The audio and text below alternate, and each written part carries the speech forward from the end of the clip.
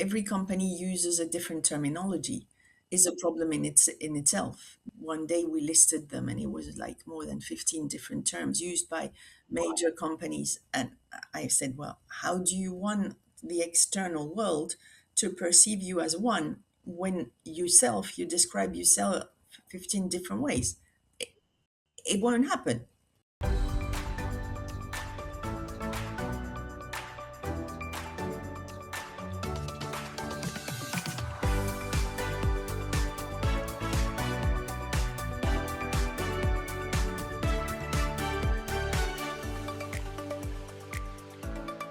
Welcome to Heritage and Horizon, the direct selling podcast with me, Stuart Murray. And today I'm thrilled to introduce my guest, Imelda Vital, the Executive Director of Seldia, the European Direct Selling Association. Imelda brings over 30 years of invaluable experience to the sector with a highly specialised focus on public policy across Europe and beyond.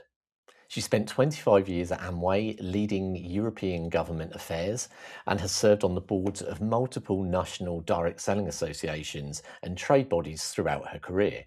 She now leads Seldia, which is incredibly fitting because it's where her own personal direct selling journey began. Imelda is an incredibly passionate advocate for the industry and is proud to champion it on the European stage. Imelda, welcome to the podcast. Well, thank you, Stuart. I'm happy to be here. Thank you very much for joining me. So, as I just mentioned in your introduction, we heard that you spent 25 years with Amway leading the European Government Affairs team. How did you find that navigating the complex legislative landscape of Europe shaped your understanding of what makes a direct selling business resilient? I think I was very fortunate to have enough management people in Amway that understood that Europe was different, even though sometimes I had to press that understanding a little bit. But at least that understanding existed. And so it made my work easier in the sense that, there had to be things that were different from how you lobby and what issues you even take on compared to the US, and that's normal. And I think in the end, it's the collaboration between people who had different experiences that made the work also really interesting, because you were able to use experiences from other countries to say, well, okay, they're doing it that way. Maybe this is something I can try, or maybe not. And often it was maybe not, because Europe has cultural particularities, and you need to respect that. But all in all, I think it was very enriching to have that possibility to work within a truly multinational environment. Yeah, of course. I guess within Europe, it's probably one of the few regions in the world kind of where most companies have these kind of regions, I guess, if you want to call them regions, where actually it isn't just one region. As you say, there are the individual localities within there work so differently and maybe have different laws, different regulations, different attitudes, different cultures, that you can't treat it as simply one market, I guess. Yeah, yeah, that was the key lesson any new manager coming into the market had to learn. That it wasn't, even if people say, well, the EU is one market, unfortunately it isn't. But likewise, the US isn't one market either. People think that, but it's not true. All of the consumer policy rules are state-based. And so they are extreme, well, not extreme, but there are differences. So I think it's really, and the minute you recognize that, you then become more successful in communicating to regulators, but also to your field, because your field is different in the same way, and so they also expect different treatment or different understanding and things being done the way that is right for them. You're now obviously leading Seldia, and as I mentioned earlier, kind of returning back to where your direct selling journey began. Now having championed and worked within the sector for 3 decades, what would you say is the most rewarding aspect of leading Seldia at this point in your career? People being able to work and to try to do to do things that will really help companies and sellers. So it's people that have really been driving my my enthusiasm in doing things for them, because they are great people, all of them. Perfect. And I think that will neatly lead us into our first main topic conversation around what I call the heritage. So, all basically the good stuff that's enabled the industry to survive for over 100 years or so. So, my first question to you, same question as I ask every guest, what's the one thing that you think must never change within direct selling? That personal connection between sellers and customers, between companies and their sellers, and that creation of communities. That is absolutely the essence of the business. And if we lose that, then we become another business, which is perfectly fine, but it's not direct selling. It's the one thing that's been consistent, no matter that people might have different little nuances or a different take on what personal connection means, or whether people call it human connection, that one-to-one connection, personal connection. But every guest so far has pretty much said the same thing in a slightly different way. Um, as the world evolves and we see kind of more and more digital tools coming in place, and now AI kind of integrating into how many, lots of people work every day, how do you think that companies can ensure that their sellers keep that genuine human touch whilst not becoming too reliant on those new tools? That for me is really the challenge that each company, and even I would say each seller, will have to tackle, because they will find that if they lose it because they become overly dependent on what for me should remain tools, and they are good tools, huh? No, I'm not saying that they should, nobody should not use them. On the contrary, if sellers and companies don't lose them, for me they'll be pushed behind. But they need to learn how to use them and what is the limit. The tools will not and shouldn't do everything.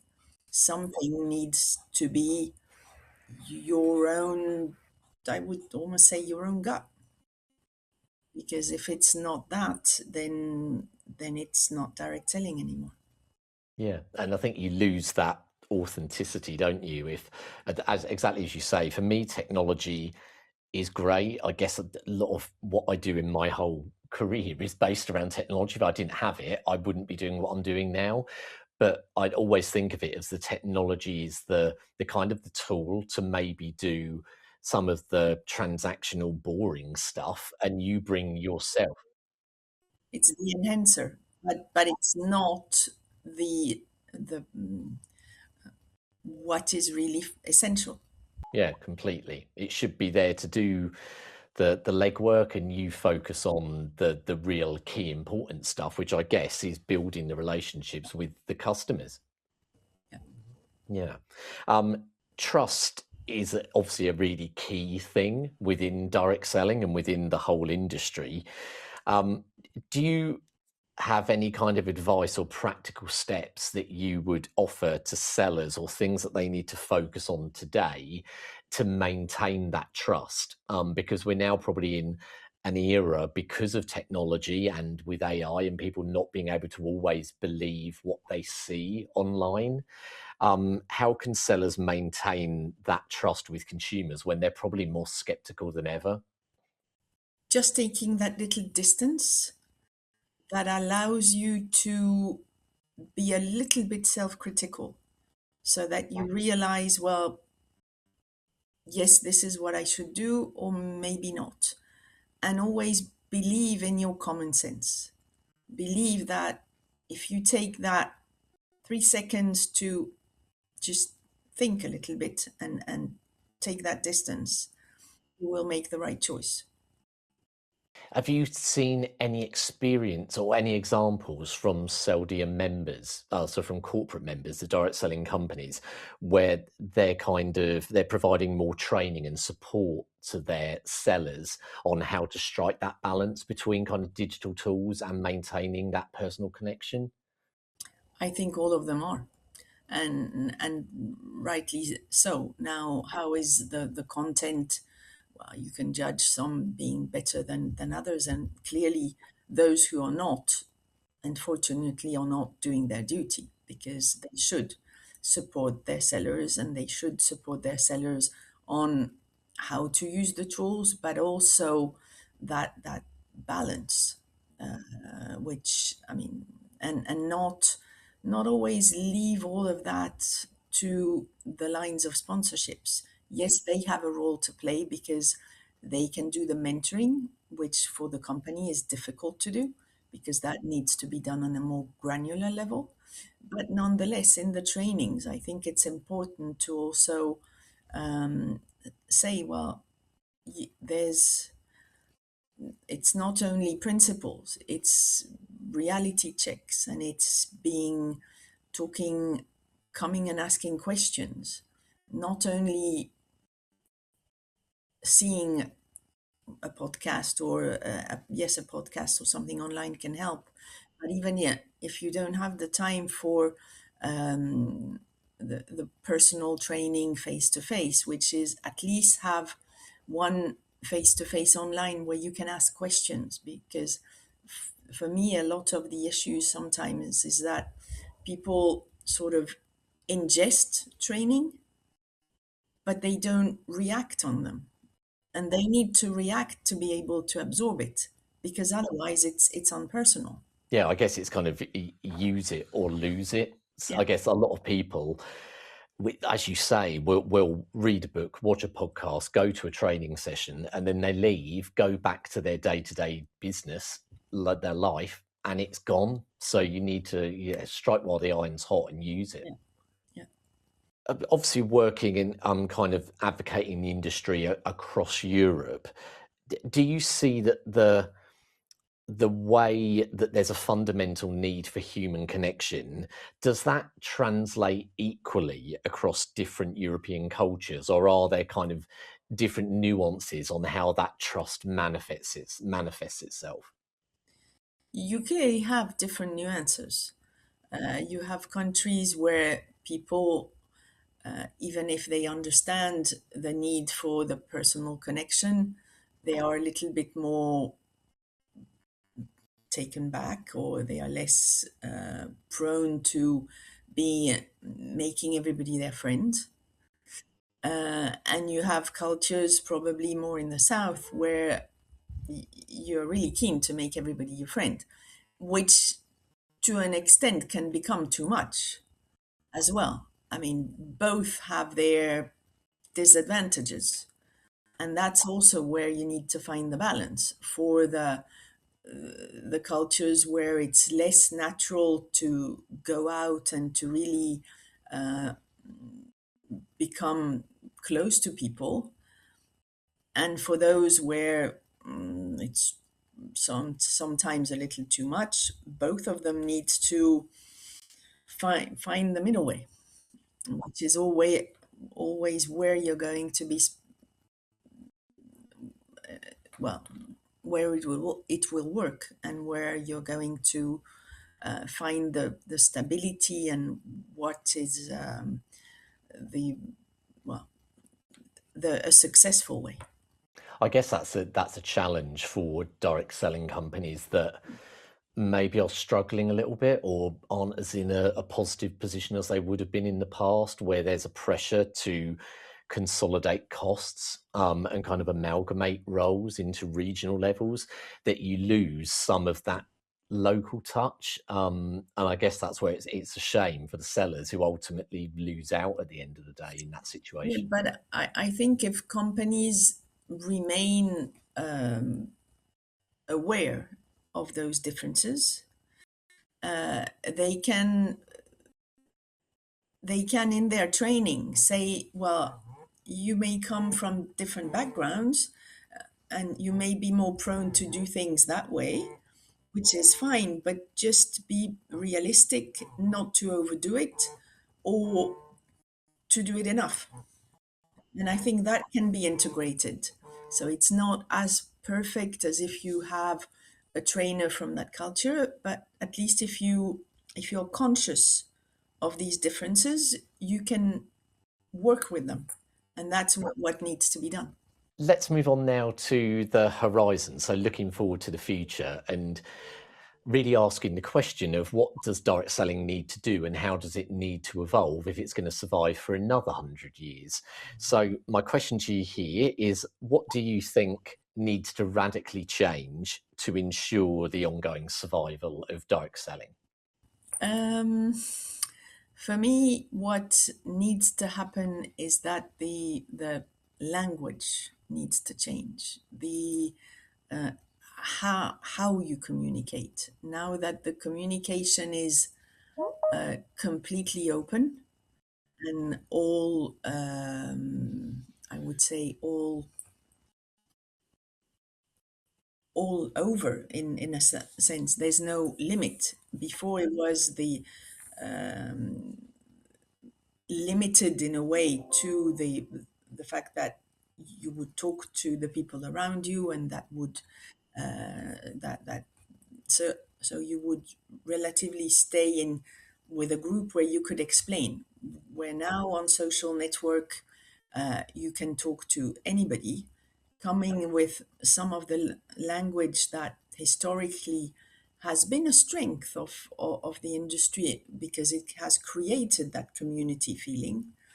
But nowadays, and it happened before as well, by doing it too much, by overdoing, which is what I said before, you sort of fall into the trap of, well, this is weird. And so there needs to be a balance again. And I think it's even really, really important now to have simple, transparent wording that everybody uses. And it's easy to make references. I mean, if you take any kind of other company than direct selling, they all have management structures that, if you look at them, look like a pyramid. They just don't use those words. And they use words like managers, or instead of vice president excellence, or things that don't relate to anybody. So you just need to copy, I would say, what works, which is the same. I mean, all companies have management structures that at the end of the day, there's only one or two people at the top because it can't work otherwise. So it's a matter of making sure that the words that you use would also be used in other sectors so that you are understood and you are felt as normal. Have you got any examples of what I would kind of call industry jargon, so terminology that is used currently that you think does confuse people or causes unnecessary fear to people that are kind of maybe considering, is direct selling right for me? Well, for me, the already the fact that every company uses a different terminology is a problem in itself, because it means that there is no real common understanding of what the sector is. When you have, I don't know how many, I think one day we listed them and it was like more than 15 different terms used by major companies. And I said, well, how do you want the external world to perceive you as one when you describe yourself 15 different ways? It won't happen. It's just, So I'm not saying that everybody has to use the same word, because I know that's impossible, but at least try to move towards the same direction. Don't be ashamed of the word selling. That's for me the one thing that is also very important. The word selling is part of what is done in direct selling. And most of the terminology used tries to avoid it, which creates also that nature of non-transparent. But what it is that you're doing, you're presenting product, but you're not sellers, doesn't much. Not with people that nowadays are more critical and wants everything clear, transparent now. That factor of everything needing to be immediate is also doesn't allow anymore for very long explanations.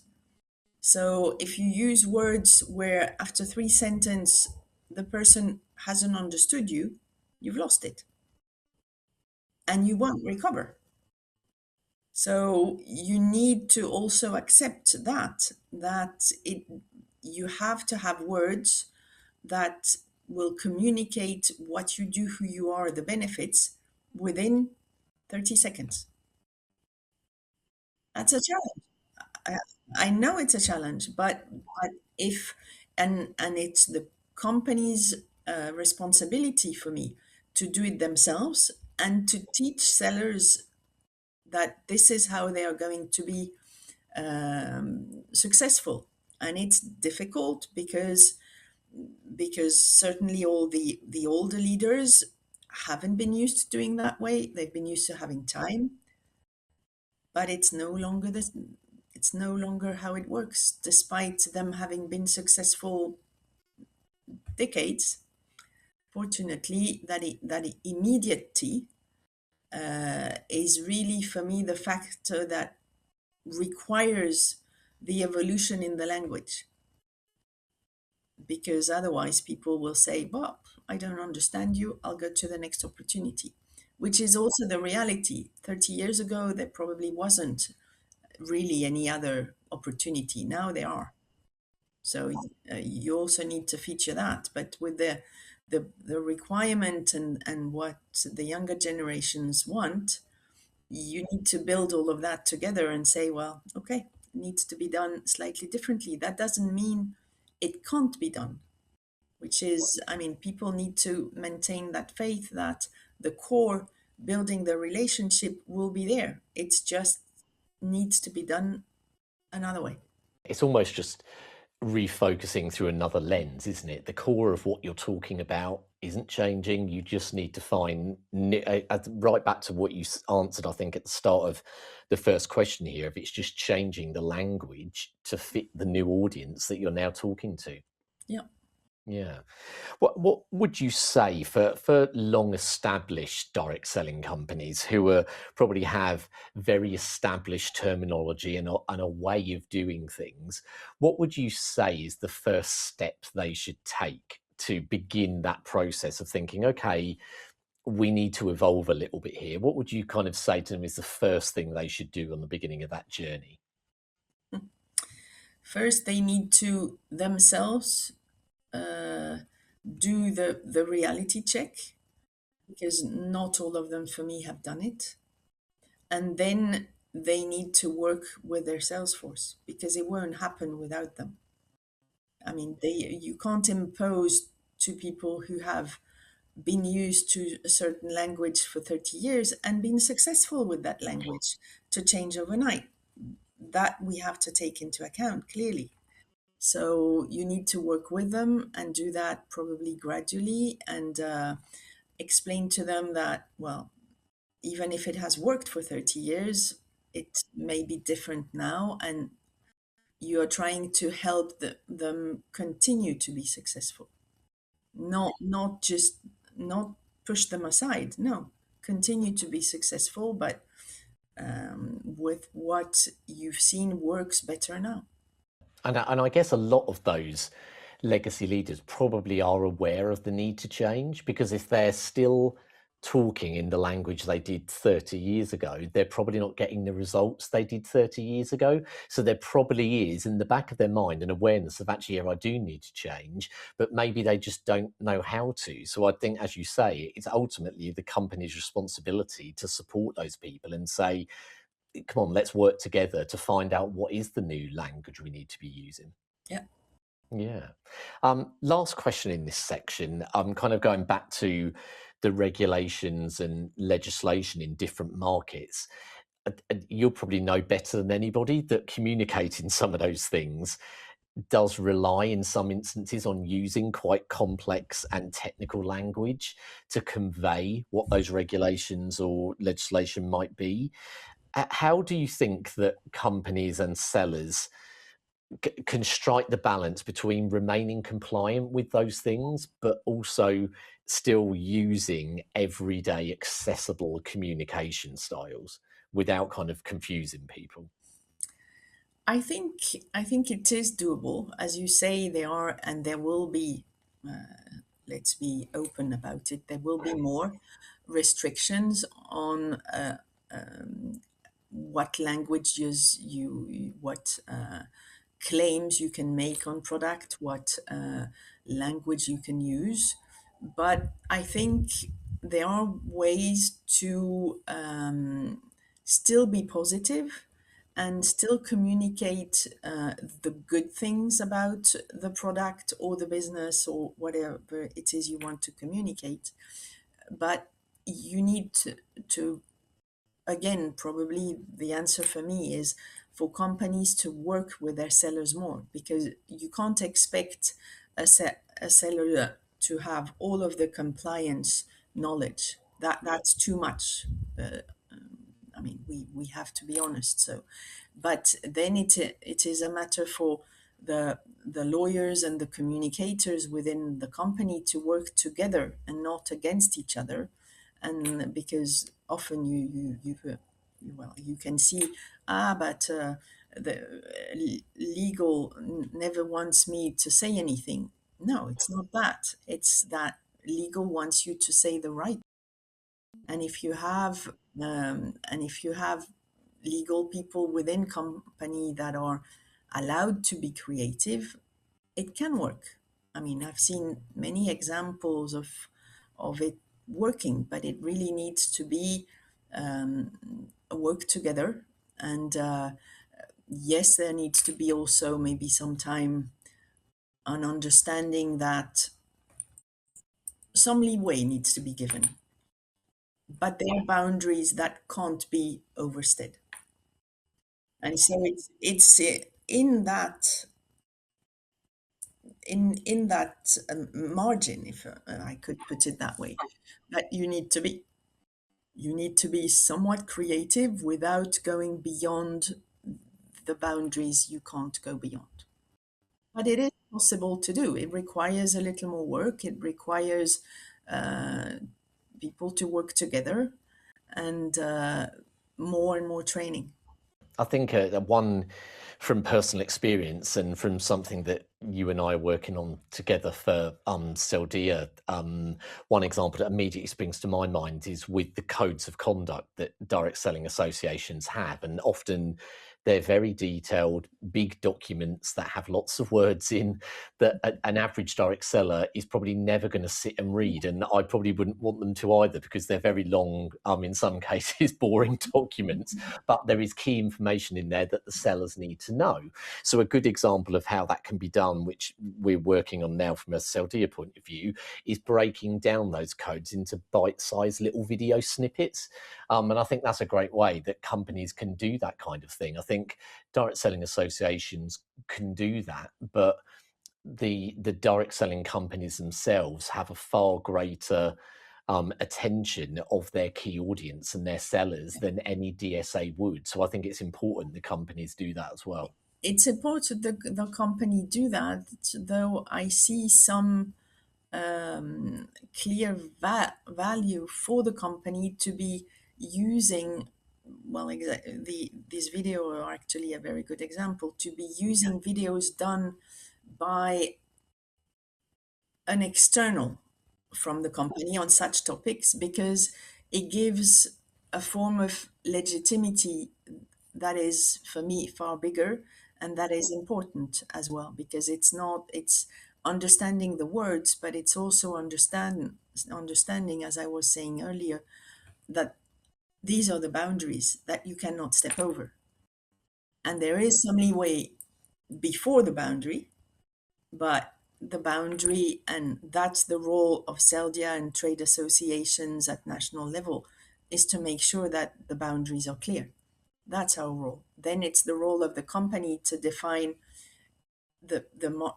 how they can use the margin and that leeway in between, being creative without going beyond. Right, amazingly, our half an hour's nearly gone. It's flown by. So we've just got enough time for the quickfire round. So these are the questions that I haven't let you know in advance, so hopefully they won't be too scary. But nice, quick questions just to hopefully get us to know you a little bit more, Imelda. So first question, what is the first thing that you do every morning when you sit down at your desk to begin work? I take a cup of tea, and then I try to organize my work, so that I know what are the priorities, and the to-do lists on a post-it. That's what is what will guide my day. Are you somebody who really extensively prepares for a meeting, or do you kind of prefer to go in and think on your feet? Generally, I'm more the second type. Yeah. Okay. Yeah. I know it may sound I'm the first one, but Yeah. on topics where I feel comfortable, no, I will go in Yeah. freely. Yeah. I think you can over prepare at times, can't you? And overthink things. And then you get so caught up in your head that when it actually comes out of your mouth, it's all a bit of a gobbledygook. Do you prefer reading physical books, or would you prefer to listen to an audio book? Physical books without any. I don't like listening to audio or even reading on a screen. I like my old paper. There's nothing, I think, like the feeling of a book and the smell of a book as well, I think. What's the most memorable place that you've visited? It's not memorable per se, but I would say where le bassin d'Arcachon, being French, I still think that is a truly wonderful place and very different. And it's also important because I can call it home. Oh, nice. Nice. And last question, the same one for everybody that we have on the podcast. How would you sum up direct selling in 3 words? Enthusiasm, people, connection. Excellent. And I think you are the only person who's ever done it in 3 words. Everybody else just speaks for about 2 minutes and it's about 300 words. So congratulations to you for sticking to the 3 words.